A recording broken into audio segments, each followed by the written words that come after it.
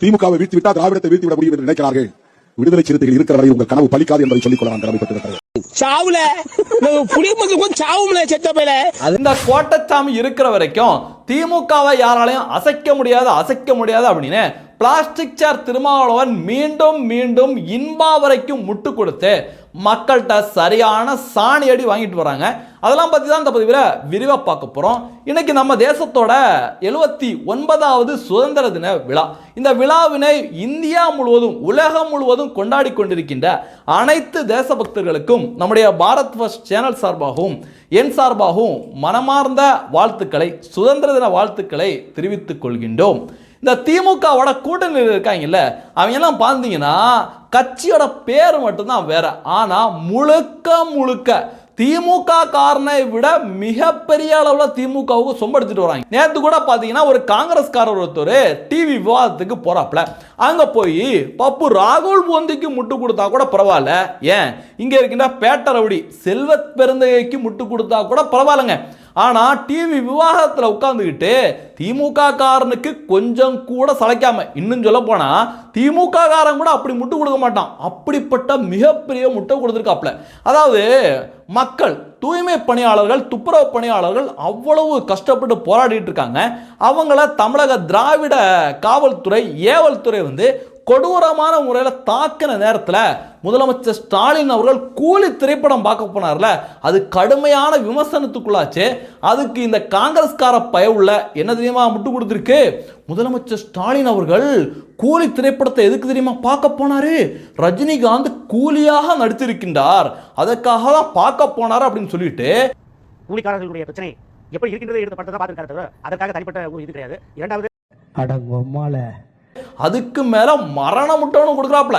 அந்த கூலி திரைப்படத்தை பார்த்து தான் இந்த துப்புரவு தொழிலாளர்களுக்கு 6 வகையான திட்டங்களை அறிவித்திருக்காரு அப்படின்னு முரட்டுத்தனமான ஒரு முட்டு கொடுத்தாங்க பாருங்க, மரண முட்டா இருக்கு.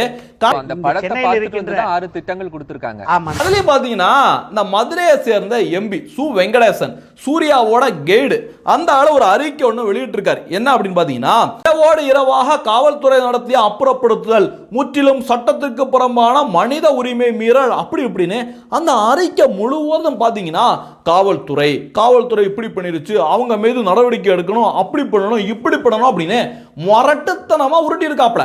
ஒரு இடத்துல கூட காவல்துறையை, இந்த ஏவல் துறையை கண்ட்ரோல்ல வச்சிருக்க ஸ்டாலின் அவர்களை பத்தியோ திமுக அரசை பத்தியோ இந்த சு வெங்கடேசன் ஒரு இடத்துல கூட குறிப்பிடல. அப்புறம் என்ன கூந்தலுக்கடா அந்த அறிக்கையெல்லாம் வெளியிடுறீங்க? அந்த தைரியம் இல்லைன்னா, உண்மையை சொல்ற தைரியம் இல்லைன்னா என்ன கூந்தலுக்கடா அதெல்லாம் வெளியிடுறீங்க அப்படின்னு மக்கள் இன்னைக்கு கடுமையான கேள்விகளை கேட்டுட்டு வராங்க. அடுத்து பாத்தீங்கன்னா பிளாஸ்டிக் சேர் திருமாவளவன் இன்னைக்கு பயங்கரமான ஒரு கருத்துக்களை தெரிவிச்சிருக்காப்ல. 13 நாளா அந்த சாமானிய மக்கள், துப்புரவு தொழிலாளர்கள் உரிமையை கேட்டு போராடிட்டு இருந்தாங்க, அல்லோலப்பட்டு போராடிட்டு இருந்தாங்க. அப்ப இந்த திருமாவளவன் எந்த அறிவாலய சந்திர உட்கார்ந்து இருந்தாப்ல அப்படின்னு யாருக்குமே தெரியல. இன்னைக்கு அவங்கள தரன்னு இழுத்துட்டு போய் கைது பண்ணி எல்லாம் முடிஞ்சு, எல்லா காரியம் முடிஞ்சிருச்சு. முடிஞ்சதுக்கு அப்புறம் திமுகவுக்காக முட்டு கொடுக்கிறதுக்காக களத்தில் இறங்கியிருக்காப்ல. என்ன தெரியுமா சொல்லியிருக்காப்ல, திமுக அரசாங்கம் அறிவித்திருக்கின்ற திட்டங்கள் ரொம்ப பிரமாதமானது, அதை நான் வரவேற்கின்றேன்.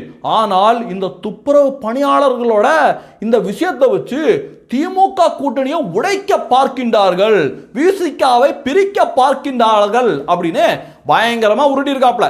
திமுக செருப்ப சாணையில முக்கி அடிச்சாலும் நான் கூட்டணியை விட்டு போக மாட்டேன் அப்படிங்கிறத இன்டைரக்டா சொல்லியிருக்காப்ல. அப்படி துப்பிட்டு கிளம்ப பாரு. சரி, எல்லாருமே இப்படி முட்டு கொடுத்துட்டாங்க, நான் முட்டு கொடுக்கலனா எசமான் எனக்கு எலும்பு துண்டு போட மாட்டாருப்பா அப்படின்னு பிரபல சிகரெட் வியாபாரியோட அப்பா வை கோபால்சாமி முரட்டுத்தனமா முட்டு கொடுத்துருக்காப்ல.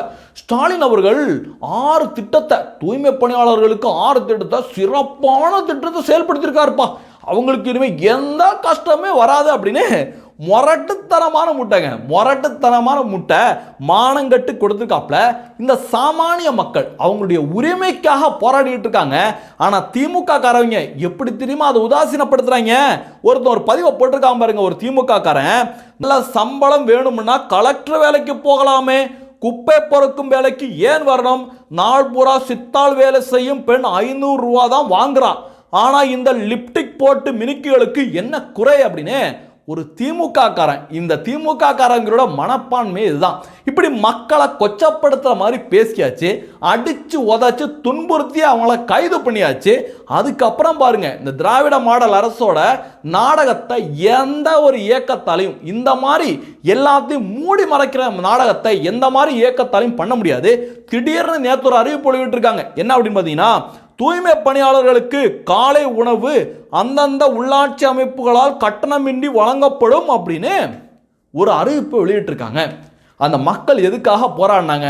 எங்களுக்கு நிரந்தர பணி வேணும், எங்களை நிரந்தரம் பண்ணுங்க, தனியார் தொழிலாளிக்கு எங்களை விற்காதீங்க, பிரைவேட்டுக்கு கீழே நாங்கள் வேலை பார்க்க மாட்டோம். இதுதான் அந்த மக்கள் போராடியதற்கான சாராம்சமே அதுதான். ஆனால் சம்பந்தமே இல்லாமல் உங்களுக்கெல்லாம் காலையில் நாங்கள் சோறு போடுறோம் அப்படின்னு ஒரு திட்டத்தை அறிவிச்சுட்டு இந்த கீழே இருக்கிற அல்ற சில்லறைகள், பிளாஸ்டிக் சேர் திருமாவளவன், வை கோபால்சாமி, உண்டியல் கம்யூனிஸ்ட், காங்கிரஸ் இவங்களை வச்சு இந்த திட்டத்தை புகழ விட்டுருக்காங்க. ஃபர்ஸ்ட் ஆஹோ ஓஹோ அப்படின்னு புகழ விட்டு வச்சுக்கிட்டு இன்னைக்கு பார்த்தீங்கன்னா மேயர் பிரியாவையும் அல்லேலியா பாபுவையும் களத்தில் இறக்கி விட்டு 200 துப்புரவு தொழிலாளர்கள் ஸ்டாலின் அவர்கள் அறிவித்த திட்டத்துக்கு அமோகமான ஆதரவு கொடுக்குறாங்க அப்படின்னு ஒரு நாடகத்தை போட்டிருக்காங்க. அந்த நாடகத்தில் திமுக வசமா சிக்கிருச்சு. என்ன அப்படின்னு பார்த்தீங்கன்னா, அந்த தொழிலாளர்கள் சொல்றாங்கல்ல, இவங்க கூட்டிட்டு வந்த ஆட்கள், அவங்க வந்து கையில பதாகைகள் வச்சிருந்து அப்படியே வந்துட்டு இருக்காங்க.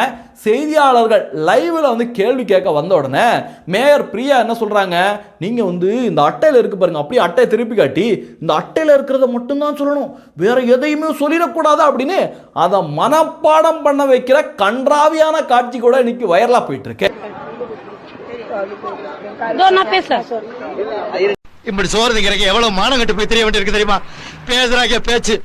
இதுதான் திராவிட மாடல். அதாவது எங்கேருந்தாவது ஆளை கூப்பிட்டு வந்துட்டு செட் பண்ணி துப்புரவு தொழிலாளர்கள் அமோகமான ஆதரவு, அங்க போராடினாங்க பாருங்க, அடி வாங்கினாங்க பாருங்க அப்பாவி மக்கள், அவங்க எல்லாம் வந்து சும்மா போராடுறாங்க. ஆனா இந்த மக்கள் முழுவதும் திமுக பக்கம் நிற்கிறாங்க அப்படின்னு பயங்கரமான ஒரு டிராமா. பாத்தீங்கன்னா முதலமைச்சர் ஸ்டாலின் அவர்கள் இறுதியா ஒரு ஸ்டிக்கர் செட்டப்பை போடுறாரு. என்ன அப்படின்னு பாத்தீங்கன்னா, துப்புரவு தொழிலாளர்கள் என்ன சந்திச்சு அவங்க வந்து நன்றி தெரிவிச்சாங்க, நாங்க செஞ்ச திட்டத்துக்கு அமோகமான ஆதரவு இருக்கு அப்படிங்கிற மாதிரி அவரும் ஒரு பதிவை போட்டு விடுறாரு.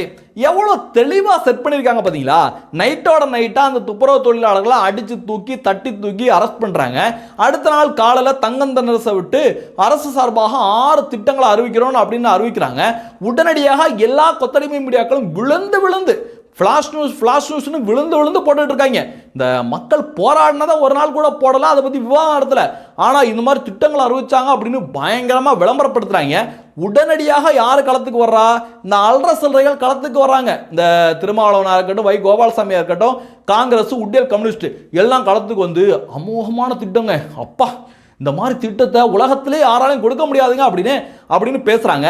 அடுத்து என்ன பண்றாங்க பாருங்க, மேயர் பிரியாவும் இந்த அல்லேலியா பாபுவும் ஒன்னா சேர்ந்துட்டு துப்புரவு தொழிலாளர்கள் மாதிரி ஆட்களை செட் பண்ணிட்டு எல்லாமே எங்களுக்கு ஆதரவு தெரிவிக்கிறாங்க அப்படின்னு ஒரு பேரணி மாதிரி நடத்துறாங்க. அடுத்து முதலமைச்சர் ஸ்டாலின் அவர்கள் இறுதியா ஒரு கூட்டத்தை போட்டு பயங்கரமா செட்டிங்கை போட்டு முடிச்சு விடுறாங்க. ஆனா மக்கள் இவங்க இந்த போட்டாங்க பாருங்க டிராமாவை, இதை நம்பவே இல்லை. 2026 தேர்தலுக்காக காத்திருக்கு. அடுத்து பாத்தீங்கன்னா இந்த விவகாரத்துல ஒரு செம காமெடி ஒன்று நடந்திருக்கு.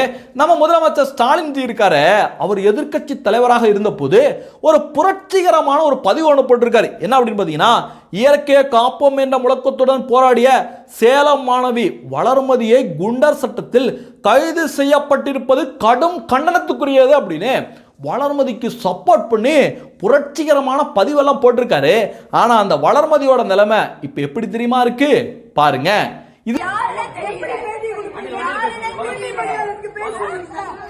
இதுதான் முதலமைச்சர் ஸ்டாலின் அவர்கள் சொன்ன வளர்மதியோட கையை உடைச்சிட்டாங்களாம்.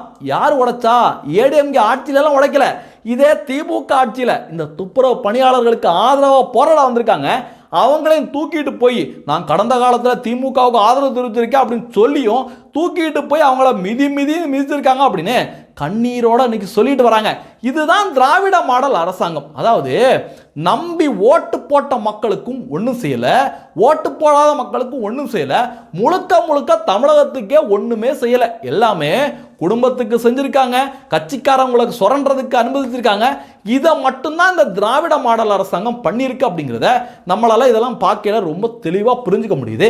2026 இந்த திராவிட மாடல் அரசாங்கத்துக்கு நம்ம ஓட்டு போட்டோம்னா இதை விட கொடூரமான விஷயங்கள் நிச்சயமாக நடக்கும். அதனால மக்கள் திருந்தணும், பணத்துக்காக ஓட்டு போடக்கூடாது அப்படிங்கிறது தான் எல்லாருமே வைக்கின்ற மிக முக்கியமான வேண்டுகோள். இந்த தகவல்களை பற்றி நீங்கள் என்ன நினைக்கிறீங்க அப்படிங்கிறதையும் பதிவு பண்ணுங்க.